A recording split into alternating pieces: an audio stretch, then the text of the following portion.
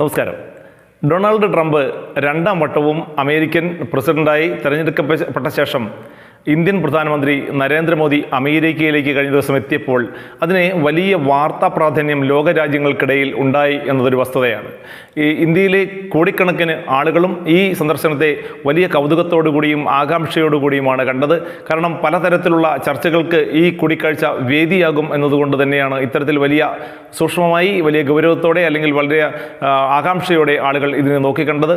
ഈ രണ്ട് വ്യക്തിത്വങ്ങളും തമ്മിൽ വലിയ സൗഹൃദം, വ്യക്തിപരമായ സൗഹൃദം നിലനിൽക്കെ തന്നെയാണ് ഈ രണ്ടാം വട്ടം ട്രംപ് അമേരിക്കൻ പ്രസിഡന്റായി തിരഞ്ഞെടുക്കപ്പെട്ട ശേഷം മോദി അമേരിക്ക സന്ദർശിക്കുന്നത്. അത്തരത്തിൽ സന്ദർശിക്കുന്ന നാലാമത്തെ വിദേശ രാഷ്ട്ര തലവൻ കൂടിയാവുകയാണ് മോദി. അത് ഇവർക്കിടയിലുള്ള ആ ഒരു സൗഹൃദത്തിൻ്റെ തന്നെ ഒരു സൂചനയായിട്ടാണ് കണക്കാക്കുന്നത്. കാരണം മൈ ഫ്രണ്ട് ട്രംപ് എന്നും മൈ ഫ്രണ്ട് മോദി എന്നും പരസ്പരം വിശേഷിപ്പിക്കുവാൻ തക്ക വൈകാരികമായ ബന്ധം ഇരുവർക്കും ഇടയിലുണ്ട്. അതുകൊണ്ട് തന്നെയാണ് ഇത്രയും വേഗം അമേരിക്കയിലേക്ക് ഒരു സന്ദർശനം, ട്രംപുമായുള്ള ഒരു കൂടിക്കാഴ്ചയൊക്കെ മോദിക്ക് സാധ്യമായത് എന്നും പല മാധ്യമങ്ങളും വിശേഷിപ്പിക്കുന്നുണ്ട്.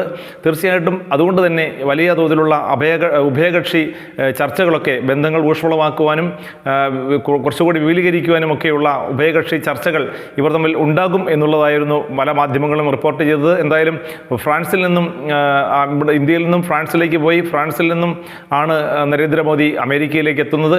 അമേരിക്കയിൽ എത്തിയ ശേഷം അവിടുത്തെ പല മേഖലകളിലുമുള്ള വിദഗ്ധന്മാരുമായിട്ട് മോദി കൂടിക്കാഴ്ച നടത്തിയിരുന്നു. അതിനുശേഷമാണ് അമേരിക്കൻ പ്രസിഡന്റ് ഡൊണാൾഡ് ട്രംപിനെ അദ്ദേഹം മീറ്റ് ചെയ്തത്. വലിയ ഊഷ്മളമായ സ്വീകരണം തന്നെയാണ് ട്രംപ് അദ്ദേഹത്തിന് നൽകിയത്. ആ ഒരു സൗഹൃദം കാത്തു സൂക്ഷിച്ചുകൊണ്ട് ഒരു വിദേശ രാജ്യത്ത് നിന്നെത്തിയ പ്രതിനിധി അല്ലെങ്കിൽ വിദേശകാര്യ വക്താവ് എന്ന നിലയിൽ വലിയ ഊഷ്മളമായ സ്വീകരണത്തോടു കൂടിയാണ് മോദിയെ ട്രംപ് വിശേഷിപ്പിച്ചത്.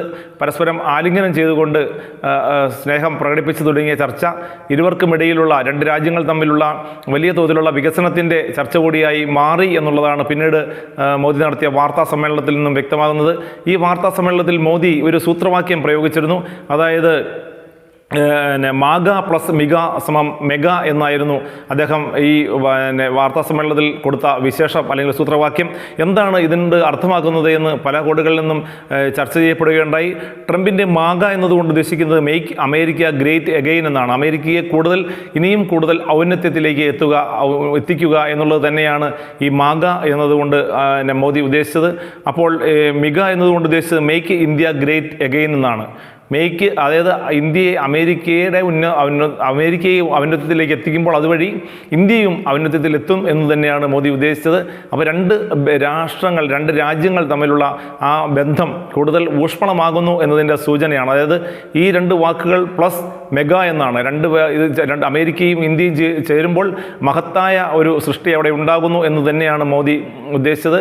സാമ്പത്തിക കാര്യത്തിലാണെങ്കിലും വിദേശകാര്യ മേഖലയിലാണെങ്കിലും ആരോഗ്യപരമായിട്ടും വിദ്യാഭ്യാസപരമായിട്ടും സാങ്കേതികപരമായിട്ടും എല്ലാ മേഖലകളിലും വലിയ ഔന്നത്യം രണ്ട് രാജ്യങ്ങൾക്കും ഇടയിൽ ഉണ്ടാകും എന്നുള്ളത് തന്നെയാണ് മോദി സൂചിപ്പിച്ചത്. ഏകദേശം ഈ ചർച്ചകൾക്കിടയിൽ നിന്നും ഉരുത്തിരിഞ്ഞത് $500 ബില്യൺ കോടി വികസനം സാധ്യമാകും ഇന്ത്യക്ക് എന്നുള്ളത് തന്നെയാണ്.